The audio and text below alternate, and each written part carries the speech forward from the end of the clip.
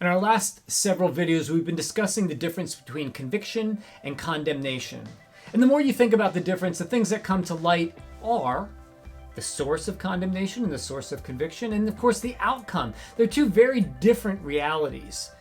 And in conviction, there's also a realization of who God is, and because of that, it's a realization of who you are and who I am. And it's in this realization, it's a pretty humbling experience. To me, this is made very clear by the Apostle Peter in this one particular interaction he has with Jesus. When in a moment of realization about himself, because of the realization he has about Jesus. Now, before I get into that, I want to give you a little bit of background so the whole thing makes some sense. Peter, he's a fisherman by trade.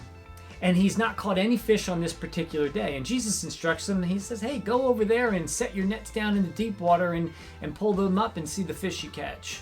And they catch so many fish that the nets begin to break. They even call for their friends to get other boats over, and they load those boats up, and the nets are full, the boats are full, so much so that the boats are about ready to sink.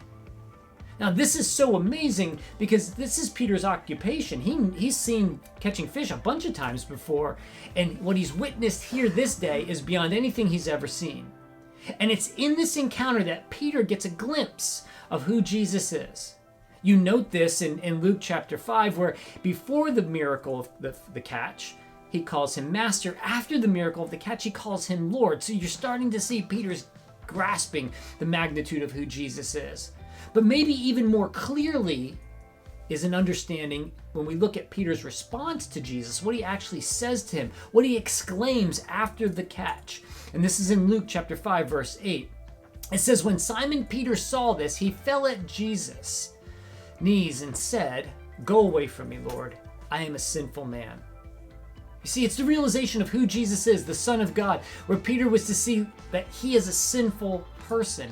That's a humbling realization, but yet a critical one as well. Of understanding God's perfection, it reveals our limits. And going back to what we've been discussing about conviction and condemnation, it causes me even more awe of God. To realize that he reaches out to me, he reaches out to you and to Peter, even in our sinfulness.